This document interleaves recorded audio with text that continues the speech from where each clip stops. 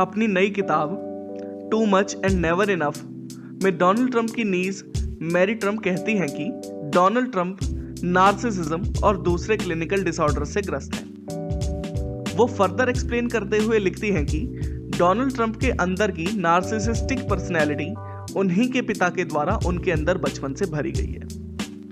उन्होंने Donald Trump को बचपन से ही कभी भी ह्यूमन इमोशंस के पूरे स्पेक्ट्रम को एक्सपीरियंस ही नहीं करने दिया और उनके अंदर ये भरा कि जो तुम्हारा ओपिनियन है वो ही सुप्रीम है, जिसकी वजह से वो ऐसे इंसान बन गए कि वो किसी के ओपिनियंस को बर्दाश्त ही नहीं कर सकते।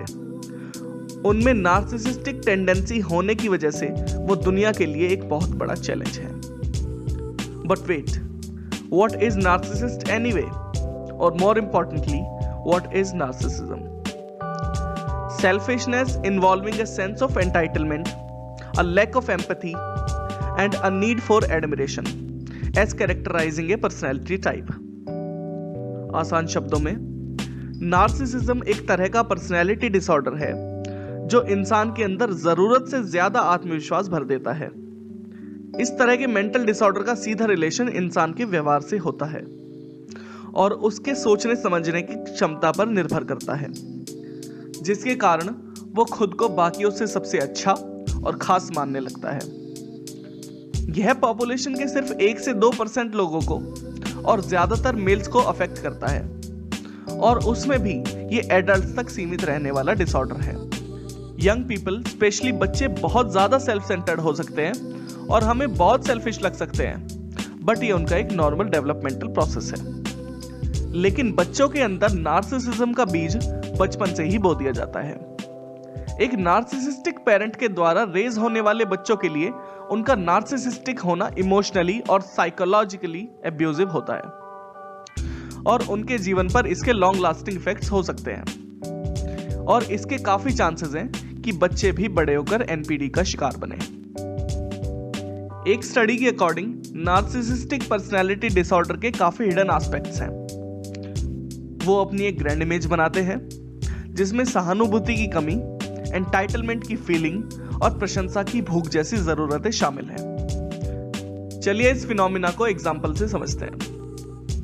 इमेजिन करो कि अपने पति या पत्नी या बच्चों की देखभाल करने के बजाय तुम उन्हें अटेंशन या एडमिरेशन के सोर्स के रूप में इस्तेमाल करते हो। बहुत से लोगों की ये सोच रहती है कि it is a bad investment in raising a female child by calling them so called पराया धन, क्योंकि उन्हें यह लगता है कि उसको रेज करने के रिटर्न में उनको कुछ नहीं मिलेगा। एक और एग्जांपल, अडोल्फ हिटलर।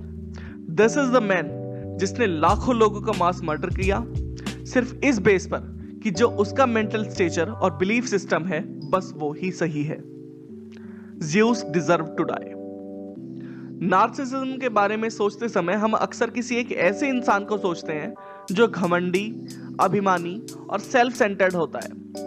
हालांकि ये केवल कुछ ही सिम्टम्स हैं जो वो शो करते हैं। इसे एक स्पेक्ट्रम के रूप में सोचें जिसके एक एंड पर कॉन्फिडेंस और हेल्दी सेल्फ एस्टीम होता है और दूसरे एंड पर एक्सट्रीम सेल्फिशनेस, एरोगेंस और नीड फॉर एक्सेसिव एडमिरेशन जैसे ट्रेट्स पाए जाते हैं।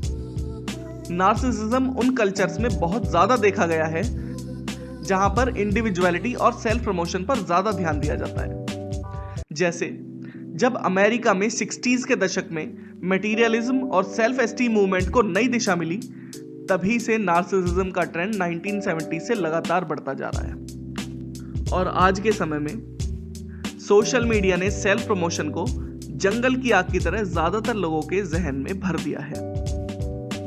साथ ही साथ सोशल मीडिया नार्सिसिज्म को कॉन्फिडेंस के रूप में प्रमोट करता है। तो क्या नार्सिसिस्ट अपने आप को बदल सकते हैं? आंसर है हाँ। कोई भी ऐसी चीज जो उनकी रियल पर्सनैलिटी को ईमानदारी से रिफ्लेक्ट करे, दूसरों के लिए अपने मन में अच्छे विचार भरे और साइकोथेरेपी जैसी चीजें मददगार साबित हो सकती हैं। लेकिन दिक्कत बस इस बात की है कि नार्सिसिस्टिक पर्सनैलिटी डिसऑर्डर से ग्रस्त लोगों को अपने सेल्फ बेटरमेंट के प्रोसेस को जारी रखना एक बहुत बड़ी चुनौती है।